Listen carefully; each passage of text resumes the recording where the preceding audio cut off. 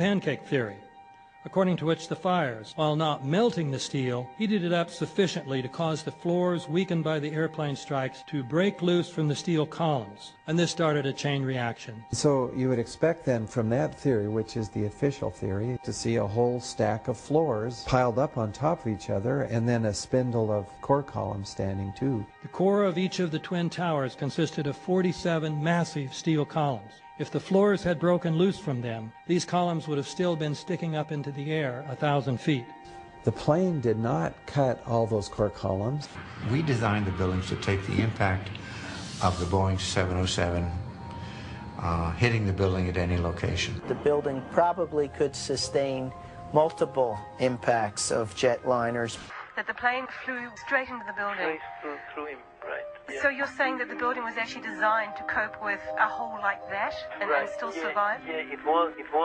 If you had dropped, say, a billiard ball from the top of the World Trade Center, 110 floors up there, it would have taken 8 to 10 seconds to hit the ground, encountering no resistance whatsoever. The Twin Towers came down in nearly free fall speed. 200,000 tons of steel shatters and explodes outwards over 500 feet. This means that floors shattered at an average rate of about 10 floors per second. There is no scenario for a pancake effect of buildings falling that allows them to fall at the rate of free fall. Now what can do that? What can move mass out of the way? Explosives.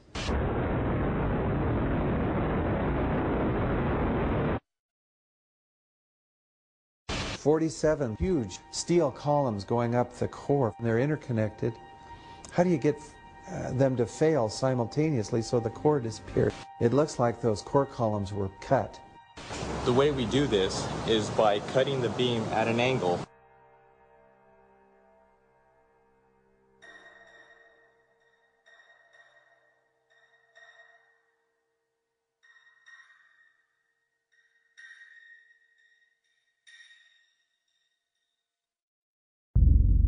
I started looking at the molten metal. All three buildings, both towers, in the rubble, in the basement areas, and Building 7, there's these pools of molten metal.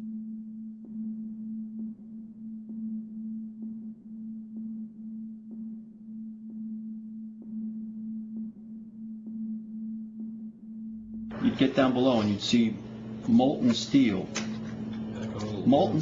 running down the channel rails, like you're in a foundry. Like lava from a volcano. The molten steel was found 3, 4, and 5 weeks later, when the rubble was being removed. He said that molten steel was also found underneath World Trade Center 7. So I'm looking through the official reports. What do they say about the molten metal? They say nothing. Now, wait a minute. This is important evidence. So where'd that come from? Thermite is so hot that it'll just cut through steel, through structural steel, for example, like a knife through butter. The products are molten iron and aluminum oxide, which goes off primarily as a dust. You know those enormous dust clouds? You can imagine when you assemble these chemicals on a large scale.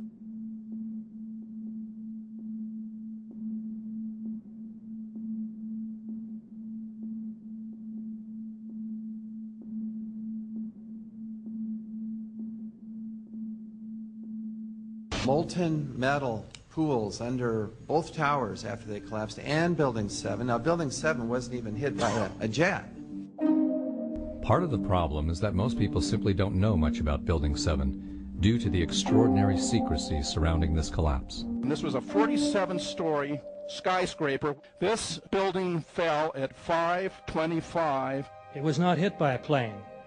This building had fires on only 2 or 3 floors. And it was brought down by what we know was a controlled demolition. Demolitions, they look just like that. You know, a kink in the middle, and then that building just comes straight down, almost at free fall speed. They first blow one of the central columns so the building falls in on itself. Building 7 had a classic crimp or wedge. Its central column was blown out first, so it didn't structurally damage buildings just a few feet away from it.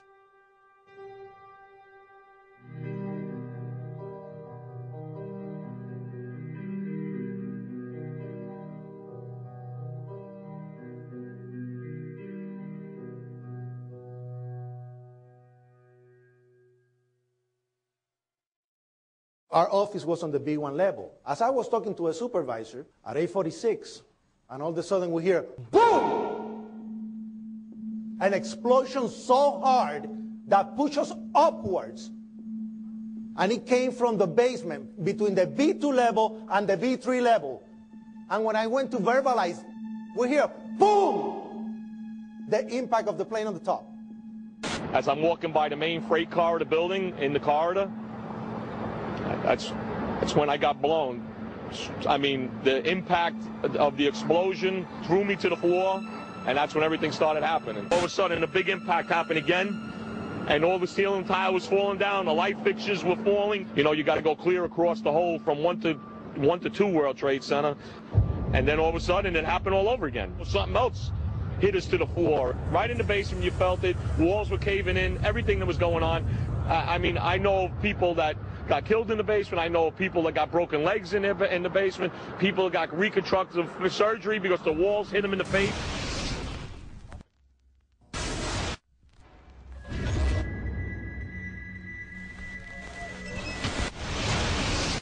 According to standard operating procedure, if an FAA flight controller notices anything that suggests a possible hijacking, the controller is to contact a superior. If the problem cannot be fixed within about a minute, the superior is to ask NORAD, the North American Aerospace Command, to send up or scramble jet fighters to find out what is going on. NORAD then issues a scramble order to the nearest Air Force base with fighters on alert. But although interceptions usually occur within 10 or so minutes, in this case, 80 or so minutes had elapsed before fighters were even airborne. It's a mind-bending anomaly. Not a single U.S. Air Force interceptor turns a wheel until it's too late. There are no jets at all. What if they were so confused and had been so deliberately confused that they couldn't respond? The reason that they didn't know where to go was because a number of conflicting and overlapping war game exercises were taking place. It involved the insertion of false radar blips onto radar screens in the Northeast Air Defense Sector. Center Team U, we have a problem here. We have a hijacked aircraft headed towards New York. We need someone to scramble some F-16s or something up there to help us out. Is this real world or exercise? Is this real world or exercise? There was another exercise, Vigilant Warrior, which was in fact, according to a NORAD source, a live fly hijack drill being conducted at the same time.